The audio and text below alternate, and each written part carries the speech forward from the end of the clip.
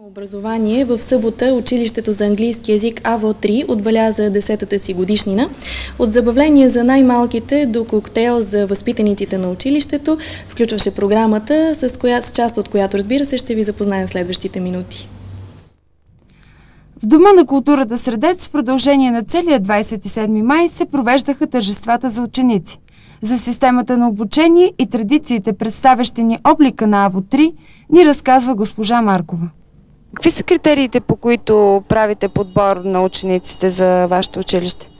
Единственият критерий това е желанието на учениците и техните родители да изучават разширено английски език. Ние работим с оригинални британски учебници, които са разработени за различните възрастови групи и различните нива. През всичките тези години нашите усилия бяха насочени към подготовка на учениците и курсистите за взимане на международните сертификати на Кеймбридж, като един естествен завършек на образователната програма. Какво смятате за напред във вашата работа, някакви новости?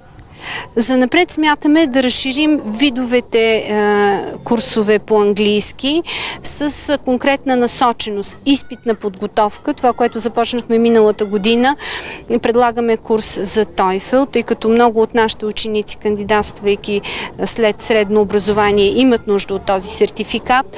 Разширяването на бизнес английски, разширяването на компютърни курсове, изобщо да разгръщаме по-отделни детайли в изучаването на езика, не само английски като общ език.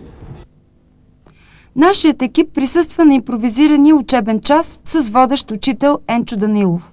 Малките възпитаници с активното си участие показаха добри познания по английски език. В разиграната томбола те не се затрудняваха да открият значението на спечелените награди. Поздрав към присъстващите отправи госпожа Маркова, която същевременно връчи призове на учителките. На апела на бата Енчо, малките участници с готовност се отзоваха на сцената. Звънките им гласове на фона на музиката удариха звънеца за края на часа.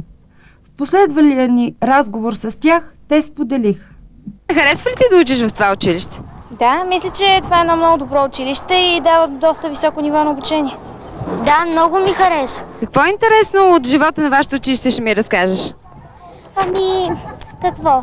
Взимаме много нови уроци, които като във филми и най-различни случки. Правиме интересни диктовки и изпитват ни често на дъската и най-различни такива работи. В 19:30 часа във вътрешния двор на Дома на културата бе организиран коктейл по случай 10-годишната на училището. Любезните директорки, затрупвани от цветя, още на входа посрещаха гостите си. Събитието бе почетено от кмета на град София, господин Стефан Софиянски, и съпругата му Алиса. Какво е вашето пожелание към училището за напред? Пожелавам им още много години по 10. Пожелавам им много щастие и все така да са успешни. Имам силната гаранция, че са успешни, тъй като и моите дъщери, и аз самата съм учила в това училище. Аз не съм, може би, най-добрия пример, но това няма значение. Важното е, че много наистина деца са изучили тук, много са спечелили след това конкурси и дано да има повече такива училища и да взимат пример от тях. Сред присъстващите бяха представители на Британския съвет, под чийто патронаж е училището, спонсорите, с чиято помощ съществува и се развива то, на BBC Център и други.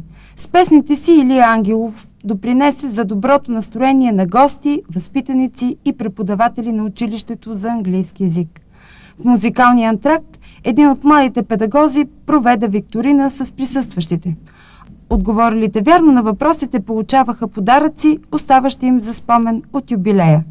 Усмивки, танци и приятно осъществени срещи изпълваха тържествената вечер. Трябва да има повече училища като АВО-3. Новото време идва с нови изисквания. Нека сме готови да го посрещнем.